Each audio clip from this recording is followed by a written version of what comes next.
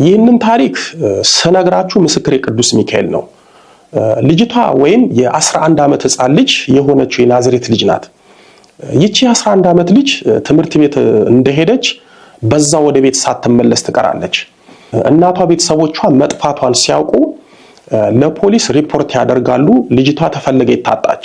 የልጅቷ እናት ደግሞ ቅዱስ ሚካኤልን ትዘክራለች።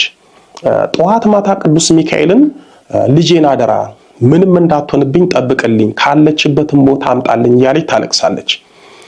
ይቺ 11 ዓመት ልጅ ህፃን ከትምህርት ቤት ስትወጣ ሁለት ሰዎች እንደጨበጧት ታስታውሳለች።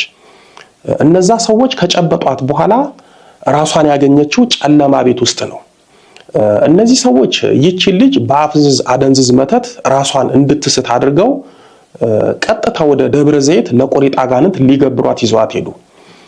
ህፃኗ ልጅ እንደነገረችኝ እሷ የነበረችበት ጨለማ ቤት ውስጥ ከሷ በእድሜ የሚያንሱና የእድሜ ኩዮቿ ሌሎችም ህፃናት ነበሩ። ለአንድ ሳምንት እዛ ጨለማ ክፍል ውስጥ ስትቀመጥ ከሷ ጋር አብሯት የነበሩትን ህፃናት አንድ በአንድ በየቀኑ ከዛ ክፍል አውጥተው ይወስዷቸው ነበር። ልጆቹም እያለቀሱ አንዳንዶቹም እምቢ ሲሉ እየጎተቱ እየመቱ ነበር ይዟቸው የሚሄዱት። ከተወሰነ ደቂቃ በኋላ እጅግ ሰቅጣጭ የሆነውን የልጆቹን ጩኸት ትሰማ ነበር። ይህንን ነገር ስታይና ስትሰማ ጭንቀቷና ፍርሃቷ እየጨመረ መጣ። በጣም የሚያሳዝነው ይቺ የ11 ዓመት ህፃን ልጅ የት ቦታ እንዳለች፣ ለምን እንደመጣች፣ ምን እንደሚያደርጓት አታውቅም ነበር። የመጨረሻው ቀን ሁለት ሰዎች በርጋ ቆመው ተለቅ ያለችው ወይስ ቀይዋ ብትሰዋ ይሻላል፣ አይ ጠይሟ ናት የተባለው እየተባባሉ ሲነጋገሩ ያን ያወቀች ግን የት እንዳለች አታውቅም ነበር። በነገራችን ላይ ይቺ ልጅ ጎበዝ ሰንበት ተማሪ ናት። ይህንን የሰዎቹን ንግግር እንደሰማች ማልቀስ ጀመረች። የቤታችን ቅዱስ ሚካኤል አድነኝም እያለች ምርር ብላ አለቀሰች። ይህንን ለቅሷን የሰሙት ሁለት ሰዎች መጥተው ዝም በይ ምን ያስለቅስሻል ብለው መቷት። አንደኛው ነግሬሃለሁ ይቺ ቱን ብሎ ለሁለት አንጠልጥለው ይዘዋት ሄዱ። በህፃን አይኗ እያማተረች ስትመለከት ውስጡ ያለውን ነገር ልነግራችሁ የማልችለው ክፍል ውስጥ ይዘዋት ገቡ።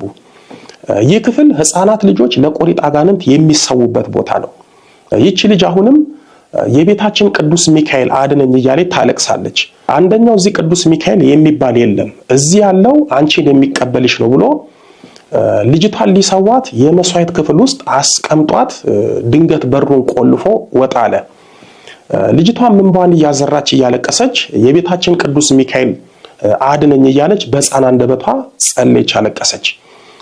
በዚህን ጊዜ ፊቱና ሰውነቱ የማይታይ ግን ብርሃን የሆነ ነገር ለልጅቷ ታያት።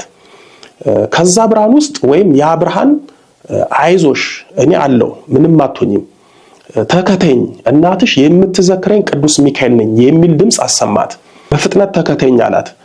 ልጅቷም የደስታ እንባ እያነባች በብርሃን ተመስሎ የታያትን ቅዱስ ሚካኤልን ተከተለችው። ስትከተለው ሊሰዋት የነበረው ሰው ዘግቶት የሄደውን በር ቅዱስ ሚካኤል በሩን በታምራት ከፍቶላት ልጅቷንም እየመራት ሄደ። በነገራችን ላይ መጽሐፍ ቅዱስ ላይ የተጻፉት አስደናቂና አስገራሚ የእምነት ታምራቶች አንብበናቸው እንድንደነቅባቸው ሳይሆን ለኛ ምን እንደሚደረጉ ለማወቅ ጭምር ነው። ይቺ ልጅ ቅዱስ ሚካኤል እስራኤልን በብርሃን ፋና እንደመራችው ሁሉ ይቺንም ልጅ በብርሃን ፋና እየመራት ለቆሪጥ አጋንንት ከሚሰዋበት ቤት አወጣት። ቅዱስ ሚካኤልን ቤተክርስቲያን አድርሷት እናትሽ እያለቀሰችብኝ ነው፣ ሰው አዝልሻለሁ፣ አይዞሽ አልለይሽም ብሏት ተሰውራት። ልጅቷም ቤተክርስቲያን ውስጥ ቁጭ እንዳለች አንዲት እህት መታ አነጋገረቻት። ልጅቷም የሆነባትንና ቅዱስ ሚካኤል ያደረገላትን ታምራት ነገረቻት። እሷም ተደንቃ የእናቷን ስልክ ከልጅቷ ተቀብላ ደውላላት ልጅቷን ከእናቷ ጋር በስልክ አገናኘቻት። ከሷ ጋር እንደሆነች ነግራት እናቷን አረጋጋቻት። ናዝሬት ድረስ ልጅቷን ይዛላት እንደምትመጣ ነገረቻት። ይቺ ተባረከች ሴት ልጅቷን ናዝሬት ድረስ አድርሳት ለእናቷ አስረክባት ወደ ደብረ ዘይት ተመለሰች። በቅዱስ ሚካኤል ታምራት ከሞትና ከቆሪጥ መስዋዕት የተረፈችው ልጅ እዛ ጨለማ ቤት ውስጥ ህፃናት የሚሰውበት ክፍል ያየችው ነገር እንቅልፍና መረጋጋት ስለከለከላት እናቷን ጦጦ ማርያም ይዛት መጣች። ይቺ ልጅ እኔ ጋር 1 ወር ተቀምጣ ጸበል ተጠምቃ ወደ ናዝሬት ሄደች። የወለላይቱ እመቤት ልጆች ይቺ ልጅ ቅዱስ ሚካኤል ባይደርስላት፣ ቅዱስ ሚካኤል ባይታደጋት ኖሮ እንደ ሌሎቹ ሕፃናት የቆሪጥ መስዋዕት ትሆን ነበረ።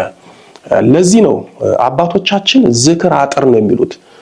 ቅዱሳን መላእክትና ቅዱሳንን የምትዘክሩ ከሆነ እናንተንም ልጆቻችሁንም የነሱ ጸሎታቸውና ቃል ኪዳናቸው አጥር ሆኖ ይጠብቃችኋል። የከፋ ነገር እንኳን ቢደርስባችሁ በታምራት ይደርሱላችኋል።